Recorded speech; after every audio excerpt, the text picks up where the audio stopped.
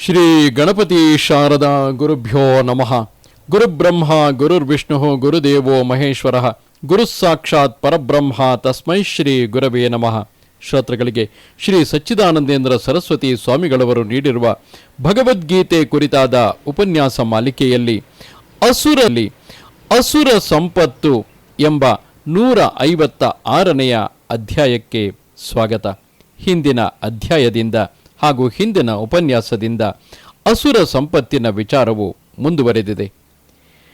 16ನೆಯ ಅಧ್ಯಾಯದ ವಿಷಯವಾಗಿರುವ ದೈವ ಸಂಪತ್ತಿನ ವಿಚಾರವು ಮುಗಿದು ಅಸುರ ಸಂಪತ್ತು ಪ್ರಾರಂಭವಾಗಿದೆ. ಅಸುರ ಸಂಪತ್ತಿನ ವರ್ಣನೆಯು ಪರಿಹಾರಕ್ಕಾಗಿ ಎಂಬುದನ್ನು ಆಗಲೇ ತಿಳಿಸಿರುತ್ತೇನೆ. ದೈವಾಸುರ ಸಂಪದ್ವಿಭಾಗವೆಂಬುದು ಗೀತೆಗೆ ಪರಿಶಿಷ್ಟದಂತೆ ಇದೆ.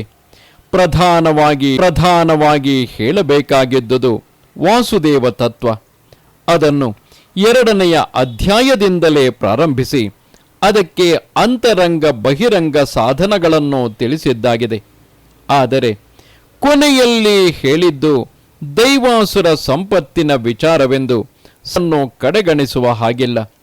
ಏಕೆಂದರೆ ತತ್ವವನ್ನು ತಿಳಿಯುವುದಕ್ಕೆ ತಕ್ಕ ಯೋಗ್ಯತೆಯುಂಟಾಗುವುದಕ್ಕೆ ಮೊದಲೇ ಅಸುರ ಸಂಪತ್ತನ್ನು ತ್ಯಜಿಸಿ ದೈವ ಸಂಪತ್ತಿನ ಗುಣವನ್ನು ಅಳವಡಿಸಿಕೊಳ್ಳಬೇಕು.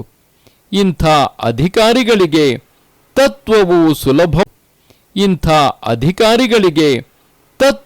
ಸುಲಭವಾಗಿ ಮನಸ್ಸಿಗೆ ಹಿಡಿಯುವುದು.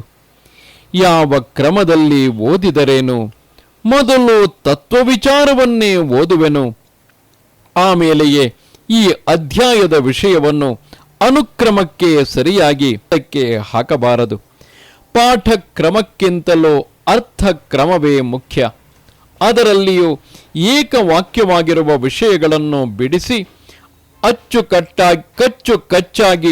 ತಿಳಿದುಕೊಳ್ಳುವುದಕ್ಕೆ ಪ್ರಯತ್ನ ಮಾಡಿದರೆ ಪ್ರಯೋಜನದ ಬದಲು ಅನರ್ಥವೋ ಆಗಬಹುದು. ಮುಸಲ್ಮಾನರ ಧರ್ಮ ಗ್ರಂಥದಲ್ಲಿ ಒಂದು ವಾಕ್ಯವಿದೆಯಂತೆ: ಬೇಕಾದಂತೆ ಕುಡಿದು ಉಲ್ಲಾಸದಿಂದ ಮೆರೆಯುತ್ತಿರು, ಆದರೆ ನರಕವು ನಿನಗೇನು ದೂರವಿರುವುದಿಲ್ಲ. ಈ ವಾಕ್ಯದಲ್ಲಿ ಒಬ್ಬನು ಮೊದಲನೆಯ ಭಾಗವನ್ನು ಮಾತ್ರ ಮತ್ತೆ ಪಾರಾಯಣ ಮಾಡುತ್ತಿದ್ದನಂತೆ. ಅವನ ಮಿತ್ರನಾದ ಮೌಲ್ವಿಯು, ಅಪ್ಪ, ಮುಂದಿನ ವಾಕ್ಯವನ್ನು ಓದು, ಆಗ ಅರ್ಥವು ಪೂರ್ಣವಾಗುತ್ತದೆ. ಪಾಪಾಸಕ್ತನಾದವನು ನರಕಕ್ಕೆ ಬೀಳುವನು ಎಂಬುದೇ ಈ ವಾಕ್ಯದ ಅರ್ಥ. ಕುಡಿದು ವಿಲಾಸಿಯಾಗಿರು ಎಂಬುದೇನು ಇಲ್ಲಿ ಉಪದಿಷ್ಟವಾಗಿಲ್ಲ ಎಂದು ಎಷ್ಟು ಹೇಳಿದರೂ ಆ ಮೂರ್ಖನು ಎಲ್ಲವನ್ನೂ ಅನುಷ್ಠಾನ ಮಾಡುವುದಕ್ಕೆ ಯಾರಿಂದ ತಾನೇ ಸಾಧ್ಯವಾದೀತು? ನಾನು ಇಷ್ಟು ಭಾಗವನ್ನು ಆಚರಣೆಗೆ ತರುತ್ತಿದ್ದೇನೆ, ಸ್ಪಷ್ಟವಾಗಿ ಉಪದೇಶಿಸಿರುವುದಂತೂ ನಿಜವಷ್ಟೇ ಎಂದನಂತೆ. ಅಸುರ ಸ್ವಭಾವವನ್ನು ತಗ್ಗಿಸಿಕೊಳ್ಳದೆ ನಾನು ಪರಮಾತ್ಮನು ಒಂದೇ, ಆತನು ನನಗಿಂತ ಬೇರೆಯಲ್ಲ ಎಂದು ಸ್ವೇಚ್ಛಾಚಾರಕ್ಕೆ ಬೀಳುವ ಮೂರ್ಖನು ಈ ಗುಂಪಿಗೆ ಸೇರಿದವನಾಗುತ್ತಾನೆ. ಭಗವದ್ಗೀತೆಯಲ್ಲಿ ಉಪದಿಷ್ಟವಾಗಿರುವ ತತ್ವವು ದುರಾಚಾರವನ್ನು ಬಿಟ್ಟು ಸದ್ಗುಣವನ್ನು ಅಭ್ಯಾಸದಿಂದ ವಶಪಡಿಸಿಕೊಂಡವರಿಗೆ ಮಾತ್ರ ಸರಿಯಾಗಿ ಒಲಿಯುತ್ತದೆ. ಓದುವ ಕನ್ನಡಕವನ್ನು ಕಣ್ಣಿಗೆ ಇಟ್ಟುಕೊಂಡಷ್ಟರಿಂದ ಹೇಗೆ ಓದಕ್ಕೆ ಬರಲಾರದೋ, ಓದು ಕಲಿತವನಿಗೆ ಮಾತ್ರವೇ ಹೇಗೆ ದೃಷ್ಟಿಗೆ ಅದು ಸಹಾಯಕವಾಗುವುದೋ, ಹಾಗೆ ದೈವ ಸಂಪತ್ತಿನ ಗುಣಗಳಿಂದ ಕೂಡಿದವರಿಗೆ ಗೀತೆಯ ಅಭಿಪ್ರಾಯವು ತಿಳಿಯುವುದು. ಸುಮ್ಮನೆ ಗೀತೆಯನ್ನು ಓದಿದ ಮಾತ್ರದಿಂದ ಅದರ ಭಾವವು ಹೃದಯದೊಳಕ್ಕೆ ಪ್ರವೇಶಿಸಲಾರದು. ಆದ್ದರಿಂದ ಈ ಅಧ್ಯಾಯದ ಅರ್ಥವು ನಮಗೆ ಗೀತಾರ್ಥವನ್ನು ತಿಳಿಯುವ ಮುಂಚೆ ಇರುವ ಶ್ರೀ ಗಣೇಶಾಯ ನಮಃ ಎಂದು ತಿಳಿಯಬೇಕು. ಇನ್ನು ಅಸುರ ಸಂಪತ್ತನ್ನು ತಪ್ಪಿಸಿಕೊಳ್ಳುವುದು ಹೇಗೆ ಎಂಬುದನ್ನು ಇಲ್ಲಿ ಒಂದಿಷ್ಟು ವಿಚಾರ ಮಾಡುವುದು ಒಳ್ಳೆಯದು. ಏಕೆಂದರೆ ಕೆಲವರು ದುರ್ಗುಣಗಳನ್ನು ಬಲಾತ್ಕಾರವಾಗಿ ಬಿಡುವುದಕ್ಕೆ ಯತ್ನಿಸಿ ಹತಾಶರಾಗುತ್ತಾರೆ. ದುರಾಚಾರಗಳೆಂಬುವು ಅವನ್ನು ಬಿಡಬೇಕೆಂದು ನಾವು ಯತ್ನಿಸಿದಷ್ಟು ಬಲವಾಗುವವು.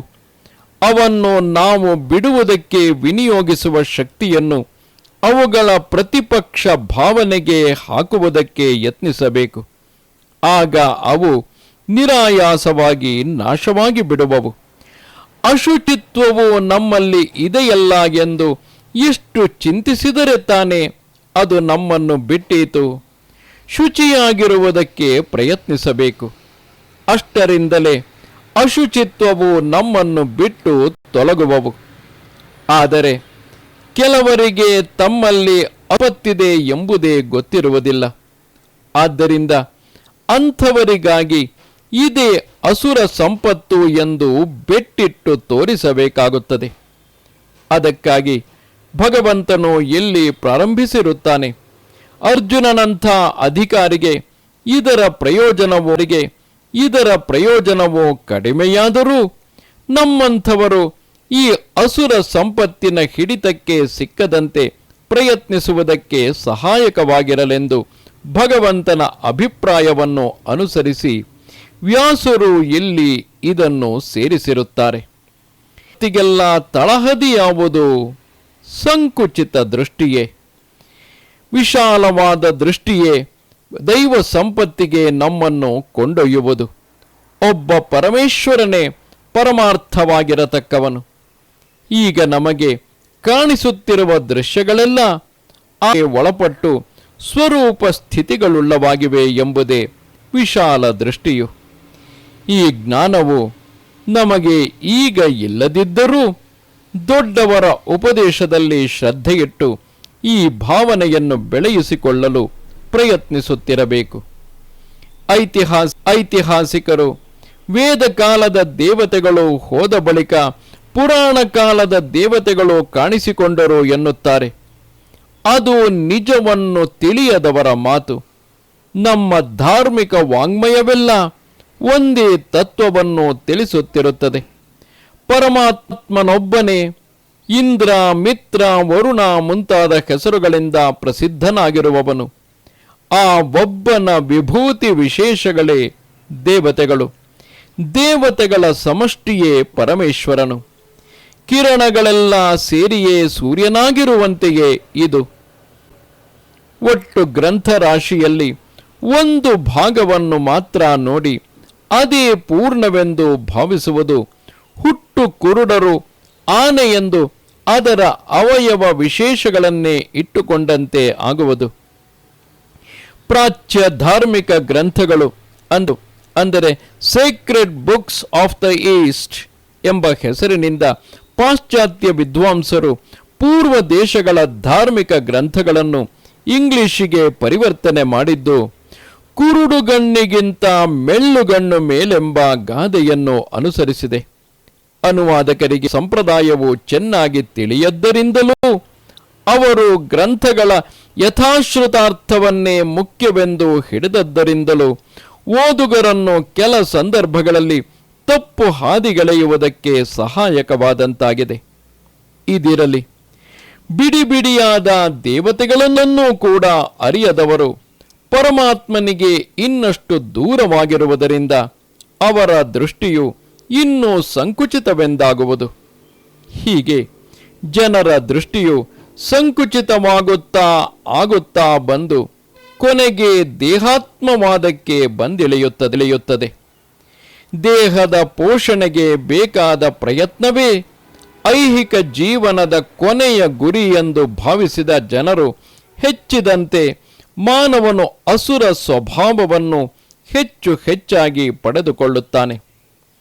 ಬಲು ಸಣ್ಣದಾಗಿರುವ ನಾನು ಎಂಬ ಅಭಿಮಾನಕ್ಕೆ ವಿಷಯವಾಗಿರುವ ಈ ದೇಹವು ಅಸುರ ಸ್ವಭಾವದ ಕೃತ್ಯಗಳಿಗೆಲ್ಲ ಮೂಲವಾಗುವುದು. ಶರೀರಕ್ಕಾಗಿಯೇ ಮಿಕ್ಕದ್ದೆಲ್ಲವೂ ಇರುವುದು ಎಂದು ಯಾವನೋ ತಿಳಿಯುವನೋ ಅವನು ಧರ್ಮವನ್ನು ಕೈಬಿಡುವುದು ಖಂಡಿತ. ಆದ್ದರಿಂದ ಸಂಕುಚಿತ ದೃಷ್ಟಿಯನ್ನು ಅವಲಂಬಿಸಿದವರೇ ಅಸುರರು.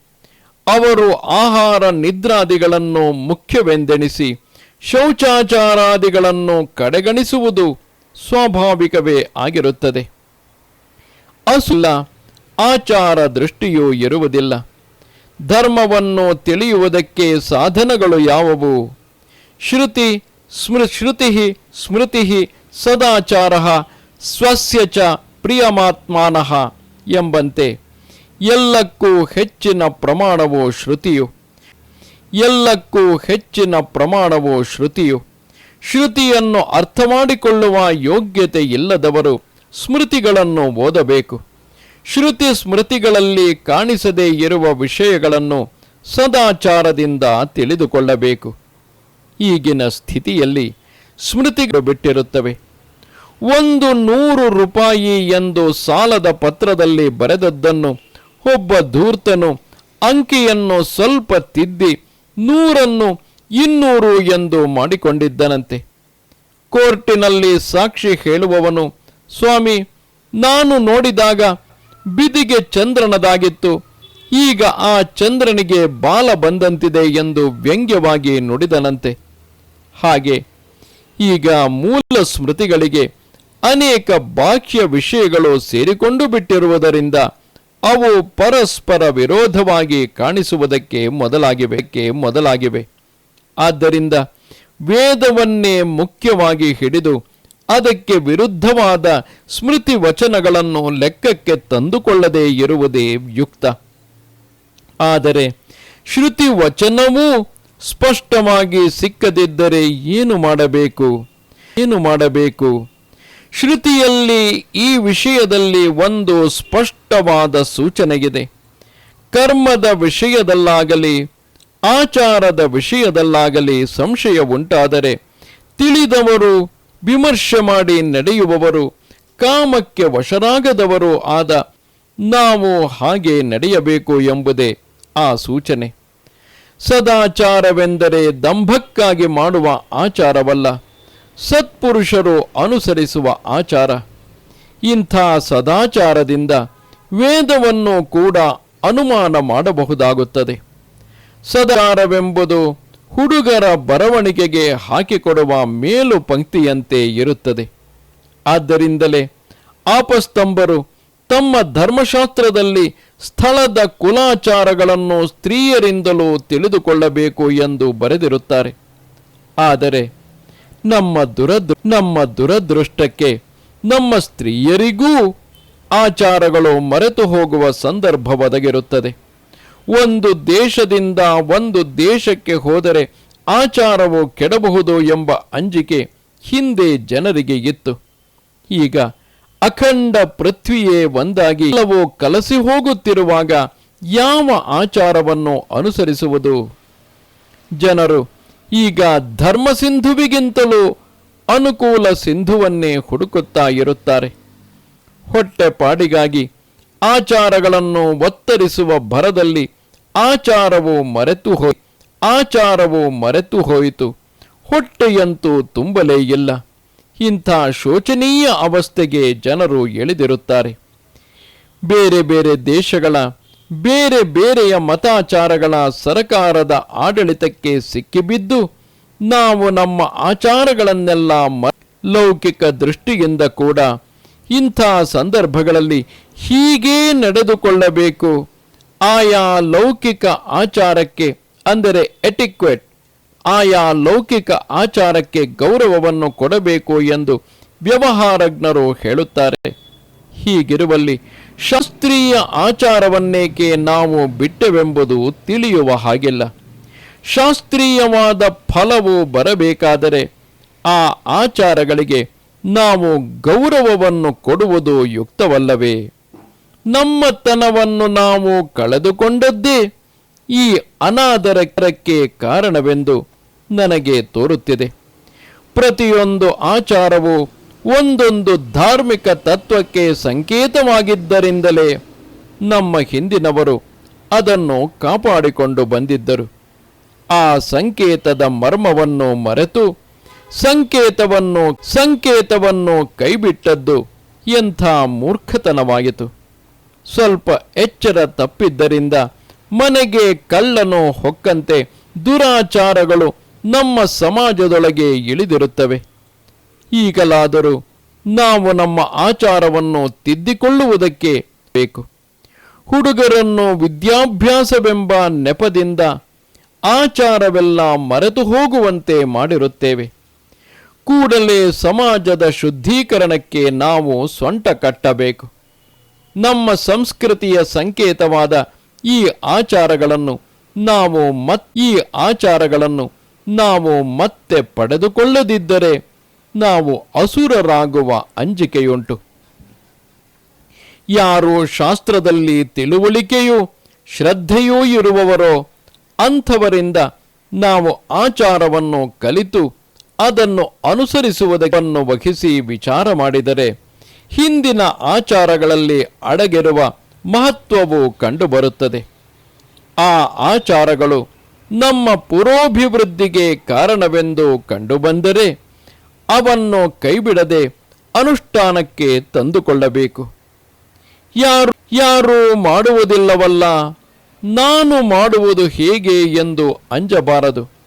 ಯಾರು ಧೈರ್ಯದಿಂದ ಸದಾಚಾರವನ್ನು ಆರಂಭಿಸುವರೋ ಅವರೇ ಜನನಾಯಕರಾಗುವರು.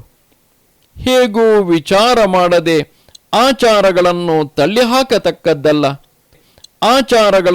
ತಳ್ಳಿಹಾಕತಕ್ಕದ್ದಲ್ಲ. ಅವುಗಳಲ್ಲಿ ಗುಣವಿದ್ದರೆ ಈಗಲೇ ಅವನ್ನು ಅನುಷ್ಠಾನಕ್ಕೆ ತಂದುಕೊಂಡು ಬಿಡಬೇಕು. ಭಗವದ್ಗೀತೆಯು ಲೋಕವೇ ತಲೆಕೆಳಗಾದರೂ ಅಲುಗಾಡದೆ ಇರುವ ತತ್ವವನ್ನು ತಿಳಿಸುವ ಗ್ರಂಥವು. ಆದ್ದರಿಂದ ಗೀತೆಯು ಒಂದು ಶಾಸ್ತ್ರವೆಂದರೆ ಒಂದು ದೊಡ್ಡ ವಿದ್ಯೆಯನ್ನು ತಿಳಿಸುವ ಗ್ರಂಥ. ವಿದ್ಯೆಯನ್ನು ನನ್ನದು ಎಂದು ಆರಿಸಿಕೊಂಡು ಆಚರಣೆಗೆ ತರುವುದರ ಮೂಲಕ ಅದಕ್ಕೆ ಗೌರವವನ್ನು ತೋರಿಸುವುದು ನಮ್ಮೆಲ್ಲರ ಕರ್ತವ್ಯವು. ಶಾಸ್ತ್ರವನ್ನು ತಿಳಿದವರಿಗೆ ಮತ್ತಷ್ಟು ಗೌರವವನ್ನು ತೋರಿಸಬೇಕು. ಏಕೆಂದರೆ ಅವರೇ ವಿದ್ಯೆಯ ಬೊಕ್ಕಸವಾಗಿರುತ್ತಾರೆ. ಹೀಗೆ ವಿದ್ಯೆಯನ್ನು ಗೌರವಿಸುವುದೊಂದು ದೊಡ್ಡ ಆಚಾರವು ಎಲ್ಲ ಕಾಲಕ್ಕೂ ಭೂಷಣವಾದದ್ದು. ತಿಳುವಳಿಕೆ ಇಲ್ಲದೆ ಆಚಾರಗಳನ್ನು, ಆಚಾರನಿಷ್ಠರಾದ ದೊಡ್ಡವರನ್ನು ತಿರಸ್ಕರಿಸುವುದು ಕೇವಲ ಅಸುರ ಸಂಪತ್ತೇ ಆಗಿರುತ್ತದೆ.